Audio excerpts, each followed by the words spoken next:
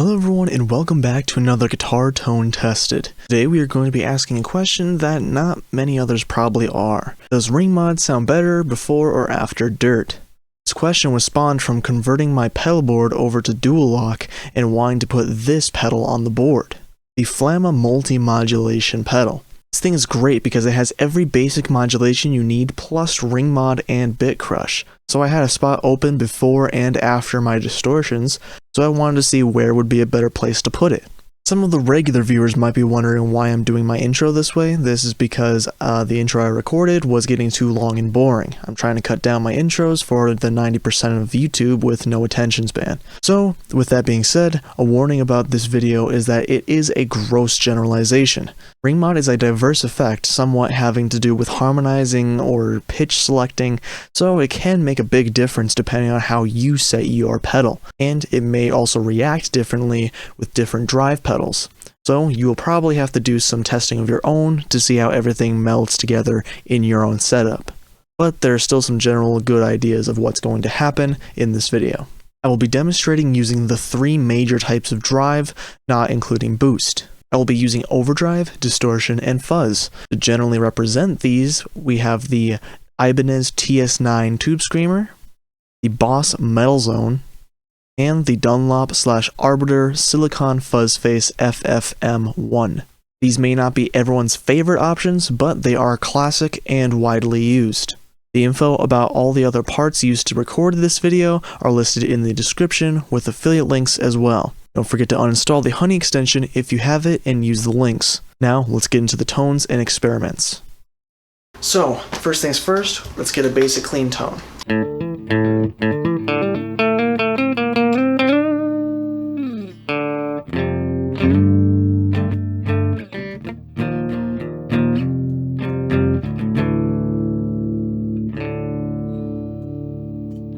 Squeaky clean.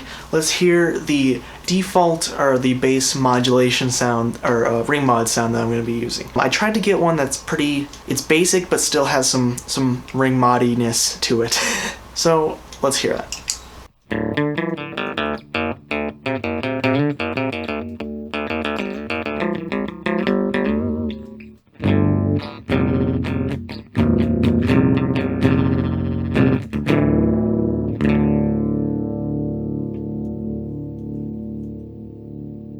So the way I have it set is kind of like a kind of even more messed up octaver, but ring mod, you know, is different. Anyway, let's get a bass tone on the Tube Screamer. We have the level set to max for some reason.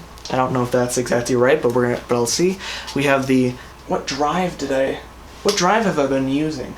All right, well this may break the continuity between the videos because I had a way that I was doing this the exact same way, but it's been a while since I've done it. So the drive is at about the 130 position because that's where I feel that overdrives shine the best. They have just the right grit that really makes them overdrive rather than just distortion or boost. And then the tone is at noon, and the level will be set where it needs to be to get a good recording. So let's see here.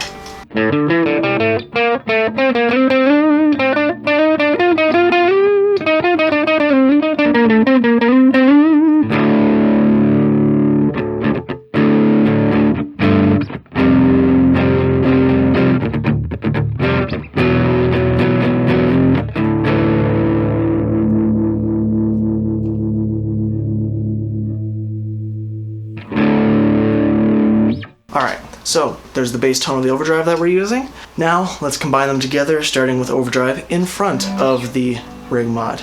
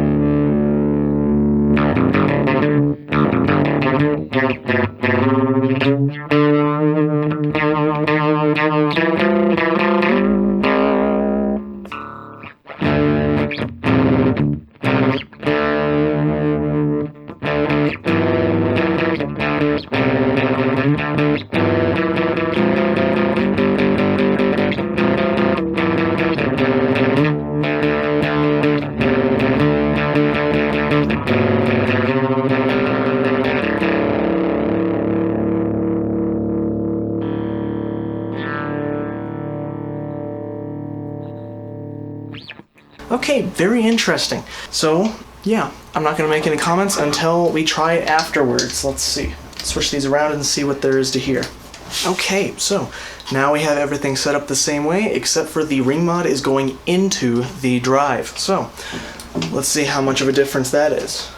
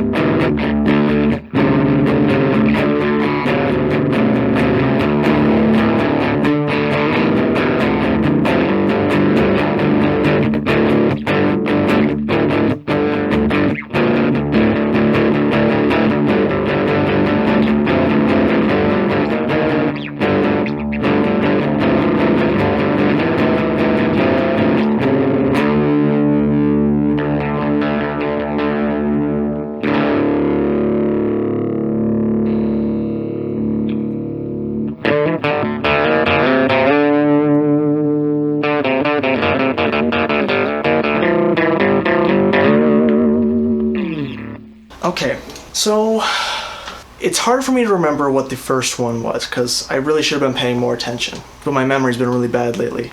My gut instinct tells me that this is better, but I don't know if that's just because it's kind of amplifying the tone of the Ringmod, but that's not even necessarily a good thing under certain circumstances, because then you could be amplifying something too much and it can be kind of, you know, grating on the ears, especially depending on which frequency you put your ring modulation at.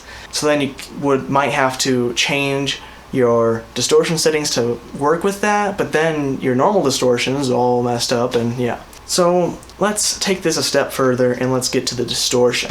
As a reminder, if you are enjoying this video, please leave a like. Okay, so here we are with the Behringer Ultra Metal, which is supposed to be the Behringer clone of the Metal Zone. So it has a little bit less bass, so I've turned up the bass and treble a little bit, so I just generally want a good distortion tone, and the distortion's turned all the way up. Both of the mid controls are turned to noon, and the level is turned to where it needs to be to get the right levels for the recording, which I actually have to set again. But yeah, let's get a bass tone of our Ultra Metal pedal here, and we will see from there.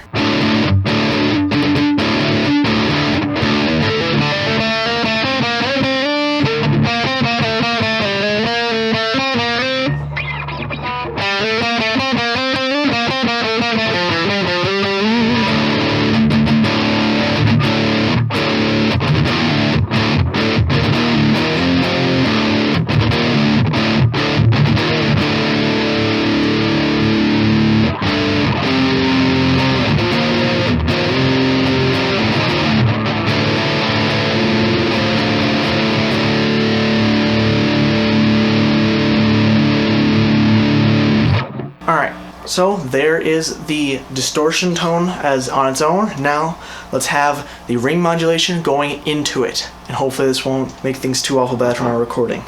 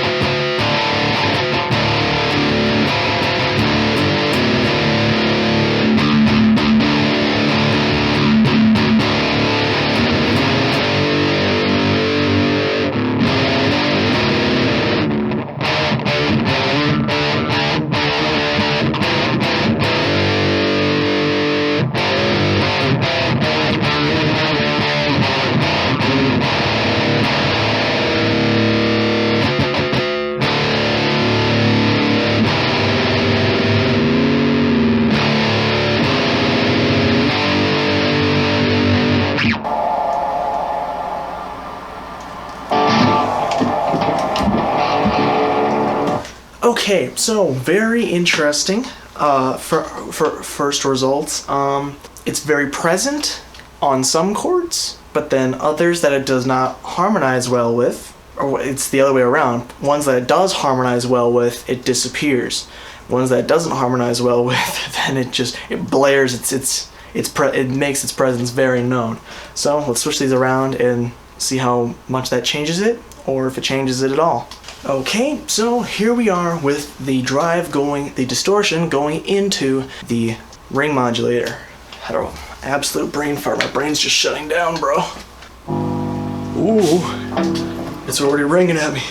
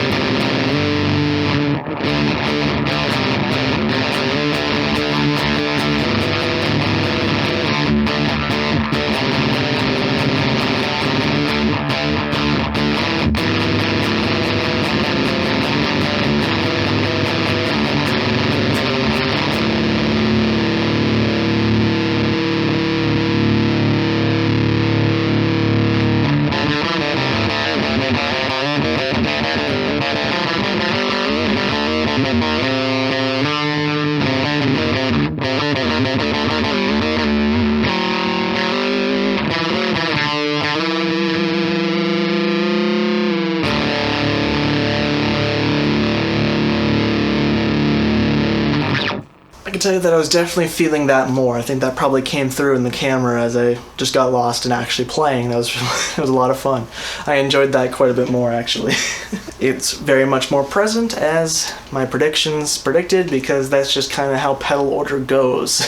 And we've experienced this very frequently in past videos with these modulations of any sort, really.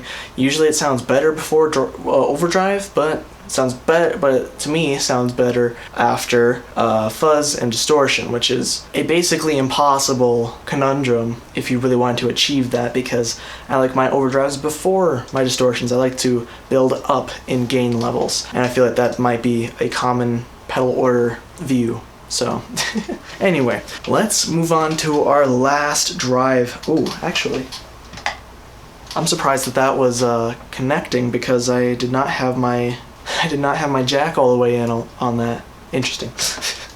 Alright, now let's move on to Fuzz. If you're enjoying any of the sounds that you're hearing here, please consider using one of the affiliate links down below if you consider buying any of the stuff shown in this video. They are affiliate links which add no cost to you and just help me out a little bit. Remember to delete the Honey extension if you have it, because it makes its money by stealing affiliate commissions from people like me. Also, please consider subscribing if you are enjoying.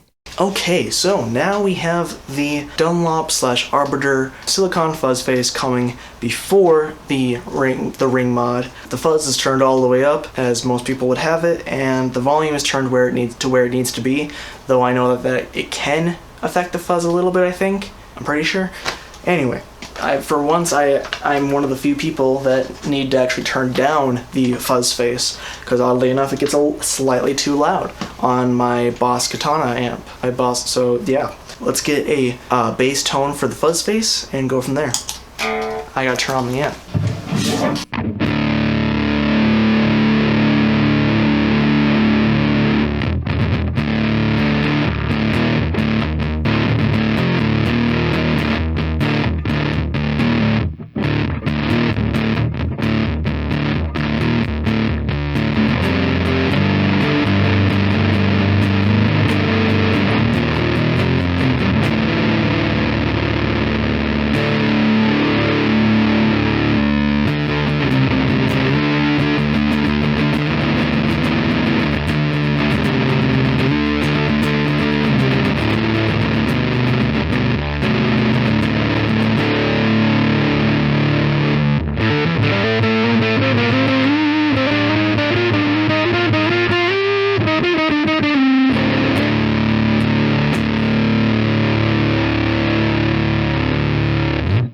cool, very heavy, pretty bassy, which might make things a little complicated for my recording when because my Ringmod is a little bassy, so let's see here, although it is moving away from bass. Let's just see. Fuzz face going into Ringmod. Oh boy, that sounded weird.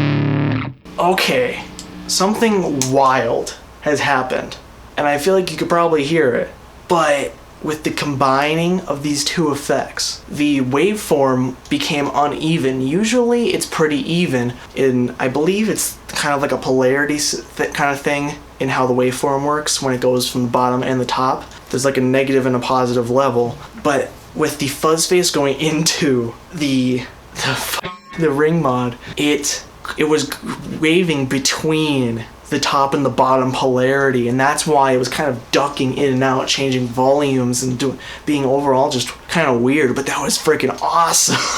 Dude, that was freaking cool. Wow. Alright, well, let's see if Ringmod going into Fuzz can top that, but I'm not confident in that personally, but we'll see. I just realized that I have not said where the controls are at on the Flamma pedal because I brought it in so early into my explanation. However, that's what the camera's for. You can see where it's at. And then the Ringmod is very specific about where it needs to be, so I can't even quantify where that needs to be on like the clock scale or anything like that. If you want this Ringmod sound, you're gonna have to tweak it very precisely with this pedal. So that's the sort of downside to this pedal, is that with this effect and the low bit effect, it's the bit crush effect, in other words, it's very tweaky, very precision movements needed to get, you know, slightly very different sound. Actually, it's major different sounds, but yeah. All right, let's turn both these pedals on and see what there is to hear. Oh dear God.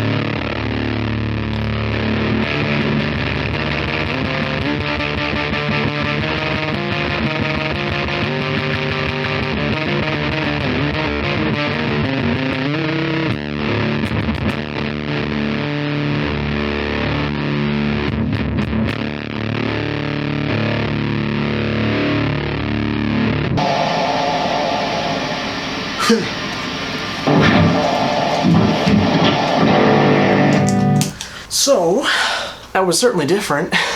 it's wild, but in its own way. Personally, it's not my sort of thing. It's more of just that was just more of a wall of sound, and yeah, it was just a lot of noise to me. But there is a little musicality, especially when you do solo notes. Those come through a lot better. But it didn't have the same magic for me personally as as when the Ringmod came after. So I think it's pretty obvious where this is going on my pedal board. So wow, that was also pretty interesting. The gating was pretty interesting. I believe that is part of the fuzz, because the Ringmod was boosting so hard into the fuzz that it was gating it.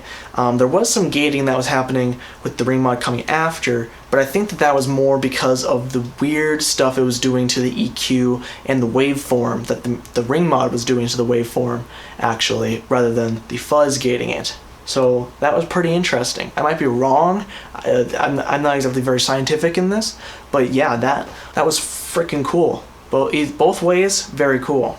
So let's review. Overdrive, the Ibanez TS9. I think I liked it both ways, but coming before was a little more preferential to me, which it usually is. And then with Distortion, I definitely preferred it coming after. When it comes before, it just kind of gets lost sometimes in the distortion. And then with Fuzz, I still prefer it coming after, but both of them are very cool in their own respective ways. So that is the typical outcome of how this goes. Usually, you know, at least in my preferences. But what were your favorite effects? How did you like those fuzz effects? I mean, that was pretty gnarly, bro. Oh, that was just freaking awesome. Forgot to freaking plug my stuff. Because I don't make any money. No wonder. I probably will edit it in. But if you enjoyed this video, please leave a like. If you found it informational, please leave a like. If you liked it, also please consider subscribing. We normally do 3D printing and music stuff. We talk about 3D printers, we talk about subjects around them, and then we talk about guitar, drums, and bass, subjects around those, and as you've seen here. And then generally I do whatever I want occasionally. So if any of that sounds good, please consider subscribing. If you liked anything you've seen or heard in this video, there should be links in the description, affiliate links, to help me out for free to be able to buy this stuff. The affiliate links add no cost to you. It just helps me if you use them to actually purchase something, literally anything on Amazon. And don't forget to uninstall the Honey extension, because they make their money by stealing the affiliate links from people like me. There may be other ways you can support me in the description, so check that out too. That's all I have to say for now. So I'm gonna say bye-bye.